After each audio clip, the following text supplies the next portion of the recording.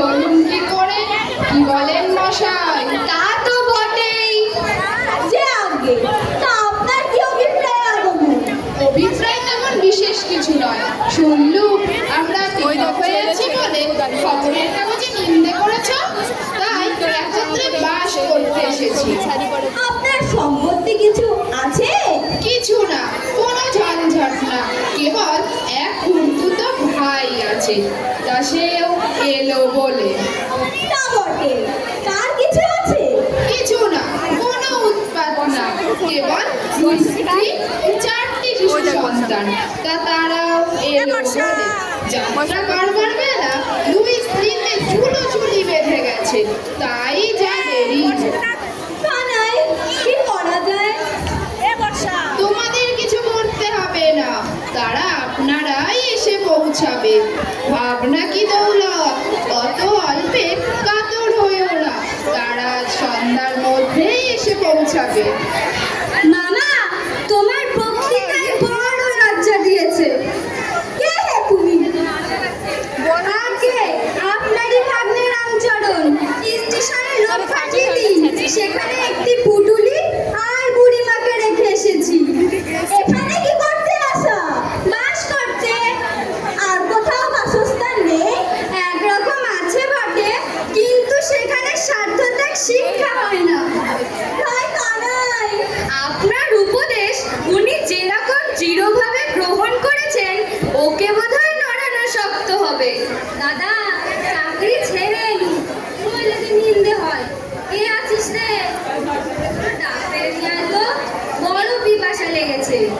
এই লও খুড়ো, আমার সমস্ত স্বার্থ বিসর্জন দিতে এসেছি। এই আমার ভাঙা কোকনো, থেলো হুকো আর এই বিড়াল ছানাটি। এর মধ্যে ও দুটো আমার পৈতৃক সম্পত্তি, আর বিড়াল ছানা আমার স্বউপার্জিত। আর আমার দোষ দিতে পারবে না, তোমার এখানেই আমি লেগে রইলুম। তুমি আমার কে হও বাবু? আজ্ঞে, আমি দর্জি, আপনার গায়ে মাপ নিতে এসেছি। এখন যাও, টানাটানির সময়, এখন আমি কাপড় পরাতে পারবো না। খলিফাজি, যাও কোথায়? আমার গায়ের মাপটা নাও। খুড়োর গায়ে যেরকম ফুল কাটা ছিটে জামা দেখছি, অমনি আমার 6 জোড়া হলেই চলে যাবে।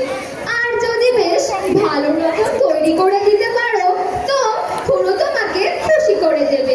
বুঝেছো খলিফাজি? যে আজ্ঞে। তোর জ্যাঠামশাইকে প্রণাম কর। দাদা, এই লও তোমার ভাতুষ পুত্র। আমার ভাতুষ পুত্র? যাকে চলিত বাংলায় বলে ভাইপো। দাদা যে একেবারেই অবাক। ভ্রাতৃ শব্দের ষষ্ঠীতে হয় ভ্রাতু, তার সাথে পুত্র যোগ করলেই হয় ভাতুষ পুত্র। স্বয়ং পানিনি পোপদেব রয়েছেন, অন্য প্রমাণের প্রয়োজন কি? অতএব ইনি হলেন ভাইপো। আপনার ছেলেটি কি করে? ওকে নিজেই পড়াচ্ছিল। রসই পর্যন্ত সেরে দীর্ঘইতে এমনি আটকা পড়লো যে ভাবলুম দৌলতটা যখন আছে তখন ছেলের লেখাপড়া দরকার কি? যে বেটার রসই দীর্ঘই জ্ঞান নেই, তার পক্ষে বাবা জ্যাঠা দুই সমান। কেমন কিনা? সমান বই কি?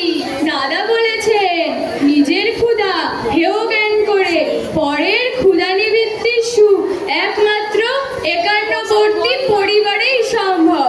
শুনেই ঠাউরালো, এর সুখ নিশ্চয়ই অনেক দিক পাননি, যদি বা পেয়ে থাকেন বিস্মৃত হয়েছে। তাই নিতান্ত মমতা পরবশ হয়ে ছেলেটিকে এখানে নিয়ে এলুম।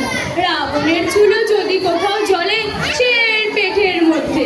কি রে শালা, শুনলাম নাকি শালার শোকে সভায় দাঁড়িয়ে কেঁদে ভাসিয়ে দিয়েছিস? কে হে তুমি বেল্লি? ভদ্রলোকের কানে হাত দাও। ভগ্নিপতির কান মুলবো না তো কি? কান ভাড়া করে এনে মুলবো? কি বলেন মশাই? কথাটা তো ঠিক বটে। কি বলে হে কানাই? আমার তো স্ত্রী নেই, আবার শালা কিসের? তোমার যেন স্ত্রী নেই, তাই বলে কি আর কারো স্ত্রী নেই? একটু ভেবে দেখো না।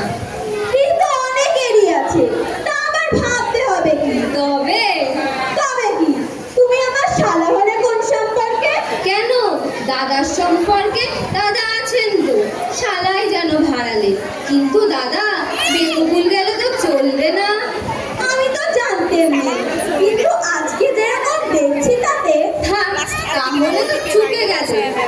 বকাবকিতে কাজ কি?